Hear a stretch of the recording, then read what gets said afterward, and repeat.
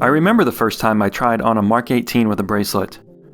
I was waiting for a flight in the Melbourne airport and decided to pop into a watch store.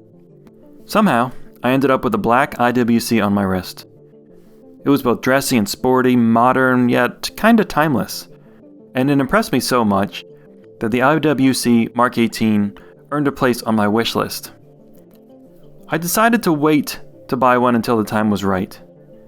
2 years later, in the midst of a global pandemic and an economic meltdown, somehow I decided that the time was right.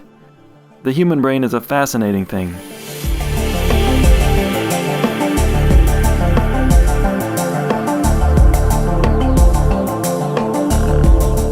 I don't buy watches on whims.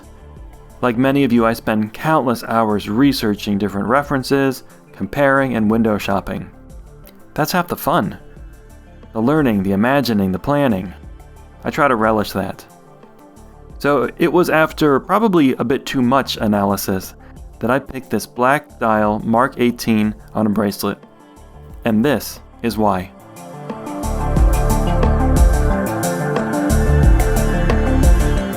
No watch should be evaluated in isolation. Every watch needs to fit a collection and, more importantly, fit the person wearing it. Physically, stylistically, and emotionally. I prefer sport watches, but I have enough divers. I have enough watches with rotating bezels. I have enough GMTs. So I was after something sporty yet simple. And I'd also never owned an IWC, despite my admiration for the brand. All this context is important. Because when you look at the market for watches from $3,000 to $5,000 US, there are a lot of really good options, with brands like Tudor and Grand Seiko and Nomos offering serious value. What the IWC Mark XVIII offers me is a simple, highly legible sports watch that's unlike anything I currently own, and from a brand I've never experienced. Context matters a lot. So when I see comments on the internet that say, amazing watch, or perfect timepiece, or even waste of money, they really should always end with the phrase, for me. And so you understand what I mean when I say this Mark XVIII is a terrific watch. For me.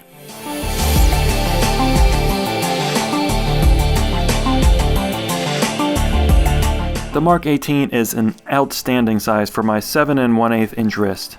The case is 40 millimeters in diameter, a slim 11 millimeters thick, and a relatively long 50 millimeters. It has 20 millimeter lug width.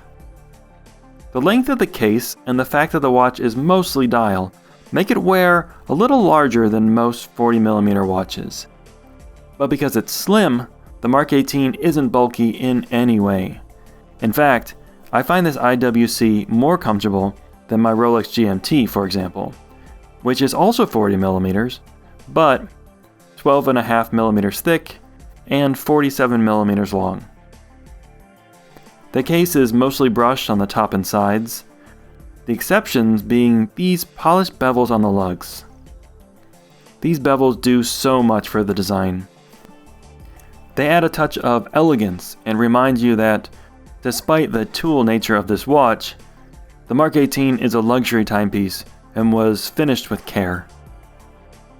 The case back is solid, with the etching of what I think is a 3-prop Junkers transport plane. The crown is signed with the old IWC logo and is screw down. The Schaffhausen manufacturer rates the Mark XVIII as having 60 meters of water resistance and says that it's good enough for swimming and even shallow snorkeling, which means it's about as water resistant as I'll need, making this a great daily wear for me.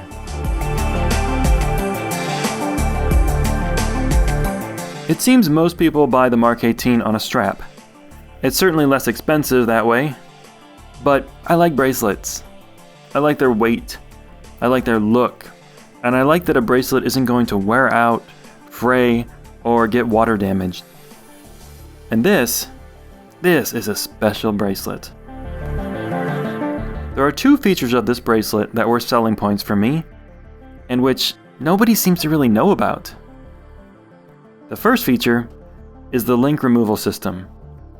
This bracelet doesn't use screws or pinning collars. The links are removed from the underside. Here, each flank link has a button. Using a pusher provided with a watch, you press the button and the link unlocks and comes out. And this is true for every link in the bracelet. You don't need a screwdriver or a pin tool.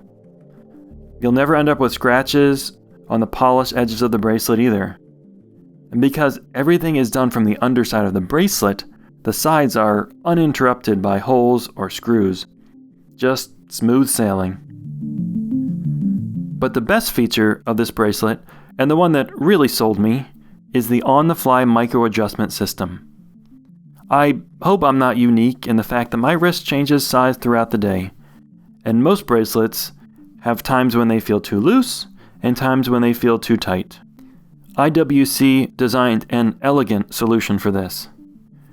This polished and embossed IWC logo on the clasp is not just for show, it's a secret button. Pressing it allows you to slide the bracelet in or out and lock it in 1mm increments, up to 5mm total. And you don't even need to take the watch off to do it. IWC did an amazing job designing and engineering this feature, but maybe not an amazing job marketing it. This might be the best bracelet I've worn, and more people should know about it.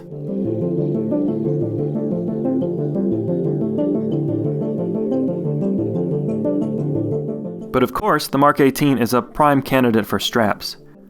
The simple dial and lack of colors means that this watch will look great on nearly any strap. Leather, nylon,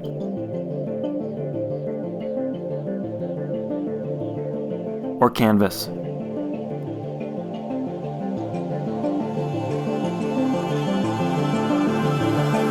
I'm looking forward to experimenting over the next few months.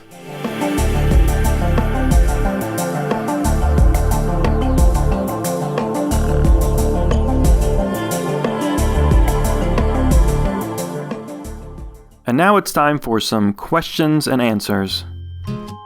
In the few days that I've owned this watch, I've received some reoccurring questions.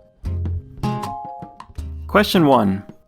Why the Mark XVIII and not the new Spitfire? Answer.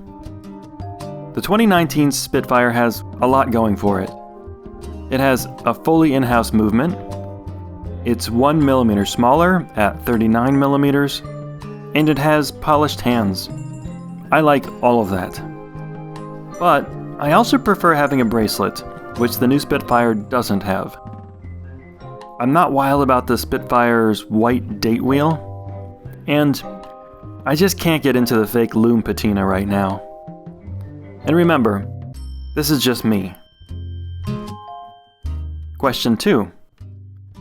Speaking of date wheels, how do you feel about the date window placement on the Mark XVIII? Answer. I barely even notice this watch has a date, let alone the window placement.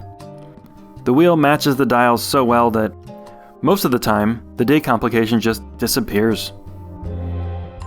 Question the 3rd. How do you feel about paying this kind of money for a watch with an ETA movement? Answer.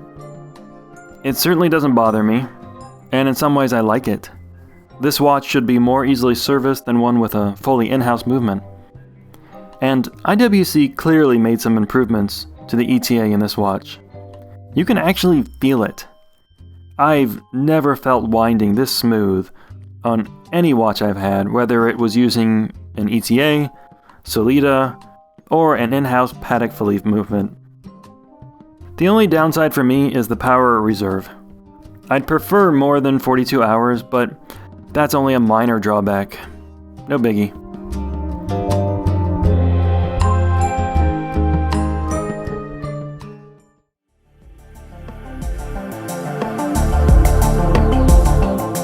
The IWC Mark XVIII is a thoroughly designed and expertly built watch. It has a modern look, but is simple enough that I don't think it'll ever look dated or passé. It's comfortable, it's legible, interesting, historical, and versatile. It's clearly sporty, but on the right strap, I wouldn't hesitate to wear this with a suit. That is, if I ever go anywhere again. And so, I think this is a great watch. For me. Always remember the importance of that phrase, for me. It's your wrist, after all.